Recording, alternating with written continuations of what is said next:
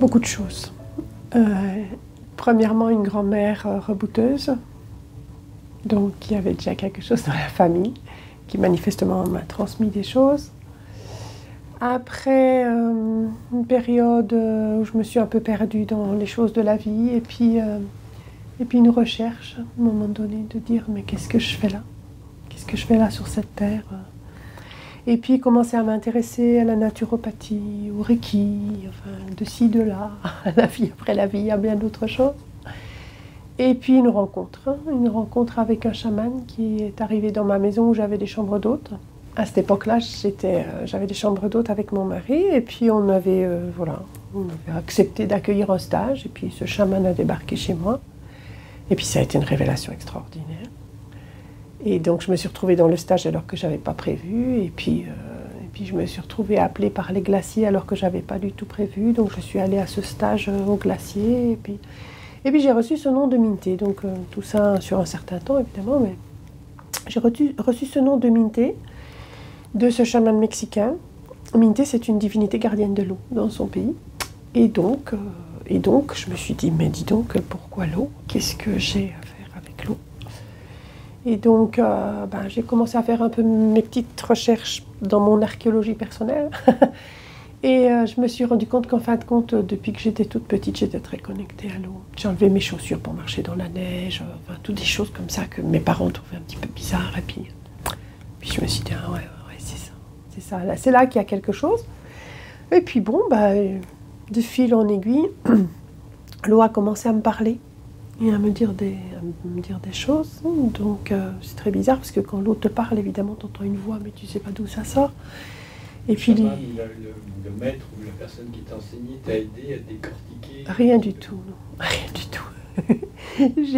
J'ai eu des enseignants, j'ai eu des maîtres, en tout cas au début, qui étaient qui m'amenaient dans des endroits où je devais me débrouiller toute seule.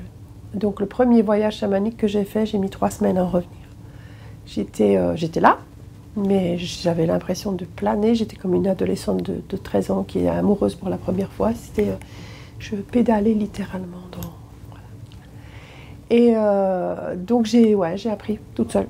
Et puis en fait, ce qui était bizarre, c'est que le chaman me suivait de loin. Il me disait, tiens, tu as reçu un message de l'esprit de l'eau? Alors qu'il n'était pas censé l'avoir entendu. Donc je dis, ah bah oui. Mais c'était toujours très, très, très loin. Donc je me suis débrouillée. Et puis l'eau m'a demandé de faire des choses, donc j'ai accepté de les faire. On m'a demandé d'aller voir les sources, de trouver des gardiennes pour les sources. J'avais ni aucune idée de comment trouver les sources, à part en prenant une carte, voilà, une carte de la France ou je sais pas. J'avais aucune idée de comment trouver les gardiennes. Et puis tout s'est passé tout seul. Tout est arrivé tout seul. Après, il m'a été demandé de rassembler les eaux. J'ai rassemblé les eaux. Enfin, voilà, tout ça s'est fait naturellement. Rassembler les eaux, mais encore? Rassembler les eaux. En fait, c'est un message qui est venu en channeling. J'ai une femme qui m'a délivré ce message, et va savoir pourquoi ce message a résonné très très fort. Je sentais que c'était juste. Et elle me disait, tu dois rassembler les eaux. Elle m'a débordi les 4 directions. Puis elle m'a dit, non, les eaux des 5 continents. Et tu dois commencer par l'eau du Gange. Et je dis, bon, ma foi. Alors, il faut dire qu'à l'époque, j'avais encore jamais pris l'avion. Ça me faisait un petit peu peur à ce moment-là. Je me dis, on prend l'avion. Et je me dis, oh, l'eau du Gange. Et j'ai rien eu le temps de dire. Elle m'a dit, mais peut-être tu peux envoyer quelqu'un. Et tout d'un coup, il y avait l'idée qui était en train déjà de se construire. Et en fait, je me suis rendu compte que j'avais un ami, chaman aussi, qui était parti en Inde et qui m'avait dit, je ne sais pas pourquoi, mais je dois aller en Inde. Et donc, je lui ai dit, est-ce que tu peux bien me ramener de l'eau du Gange? Et boum, ça s'est mis comme ça tout seul, et on a commencé à rassembler les eaux. Enfin, j'ai commencé à rassembler les eaux. Donc, il y a des eaux, en fait, j'ai dit à tout le monde, voilà, je dois rassembler les eaux de toute la Terre. Donc, les eaux ont commencé à arriver, des gens ramenés de vacances, ou voilà. Et puis, des eaux sacrées, et puis Ama, qui avait déjà commencé à rassembler les eaux pour son 50e anniversaire. Donc, ces eaux sont arrivées vers moi, et puis de l'eau diamant, enfin, toutes sortes d'eau encodées, de partout. Et puis un jour, une de mes amies ici de Paris m'a apporté 2 bouteilles. Et dans ces bouteilles, il y avait l'eau du Jourdain dans une main et l'eau de la Mecque dans l'autre. Et là, j'ai su qu'il se passait quelque chose de juste incroyable.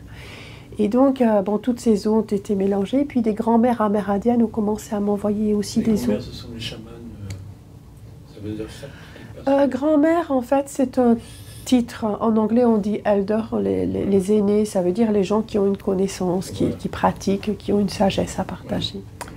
Donc ces grands-mères ont commencé à m'envoyer des os. Si elles m'ont dit, ce sont des os qui ont participé à plusieurs centaines de cérémonies. Donc elles veulent être avec toi. Et donc je rassemblais toutes ces os. Au début, je les distribuais un petit peu aux gens qui me demandaient, tiens, je peux pas en avoir un peu de tes os, donc je les distribuais volontiers. Et puis ce sont les os qui m'ont dit, non, non, non, pas du tout, tu arrêtes, parce que les gens ne savent pas ce qu'ils doivent faire avec ça, et puis on peut être mal utilisé, et c'est pas du tout le but.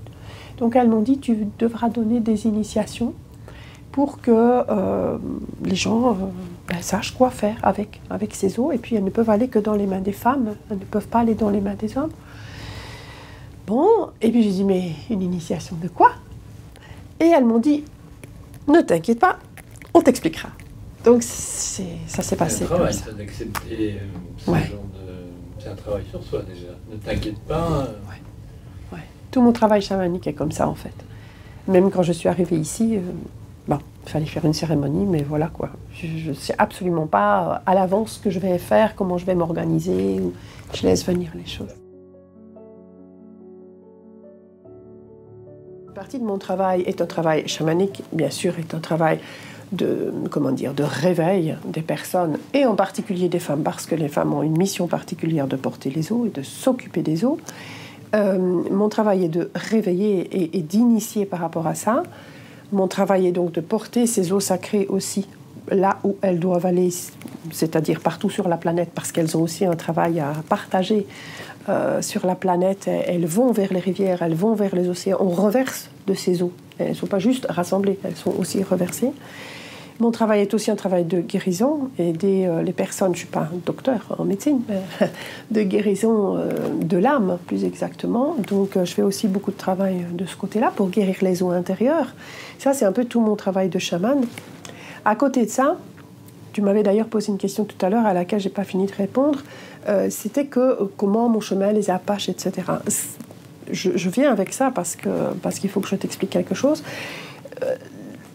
En fait, j'ai rencontré un chaman amérindien qui s'appelle Aigle Bleu, et il a reconnu en moi quelque chose. Il a reconnu en moi des esprits guides, et il m'a dit, c'est drôle, tu as les mêmes esprits guides que Oshina Fastwolf, avec qui j'ai étudié, qui est une grand-mère, donc Apache.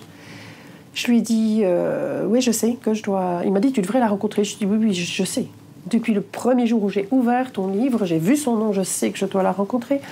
Mais je ne sais pas pourquoi, et puis elle habite là à Pétaouchnok. Enfin bon, c'était pas possible dans mon esprit. Et un jour, il m'a rappelé et il m'a dit, tu es toujours d'accord de rencontrer Oshina Fastwolf? Donc j'ai dit, mais oui, je t'ai dit oui qu'une seule fois, moi j'ai pas besoin de changer d'avis. Et il m'a dit, c'est bon, elle est d'accord de te rencontrer, on y va. Donc moi qui n'avais jamais pris ce fameux avion, j'en ai pris 6, aller-retour, et je suis allée rencontrer Oshina Fastwolf, qui m'a accepté, qui m'a adopté, plutôt pas accepté, qui m'a adopté dans sa tradition.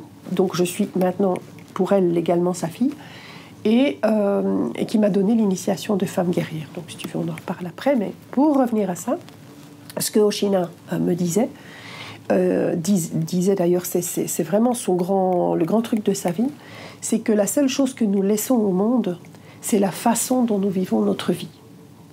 Et ça, moi, je vis avec ça tout le temps. C'est que je me dis, c'est bien de méditer, de prier, de faire tout ce que nous sommes en train de faire, mais à côté de ça, il y a la matière. Et qu'est-ce que je fais dans la matière? Si je marche sur les pieds d'un sans-abri, que je ne lui donne pas de quoi manger, est-ce que vraiment ma spiritualité sert à quelque chose? Et donc, basé là-dessus, j'ai pour le moment 2 grands projets.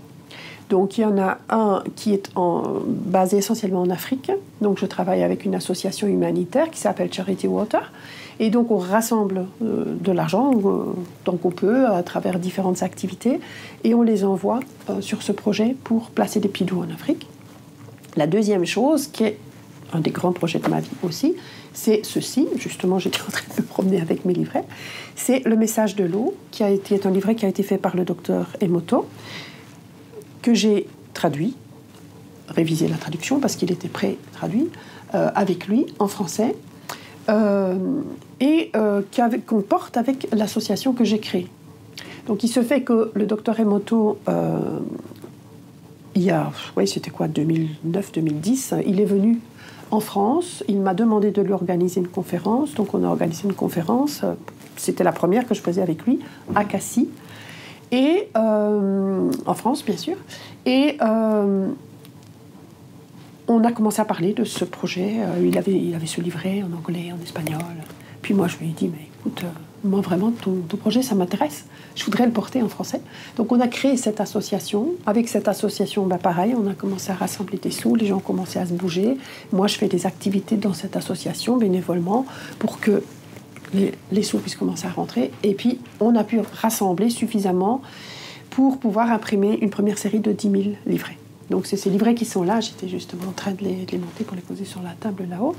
Et en fait, ce livret est destiné essentiellement à montrer aux enfants qu'est-ce qui se passe avec l'eau, quand on dit certains mots à l'eau, quand on écrit, quand on passe certaines musiques à l'eau.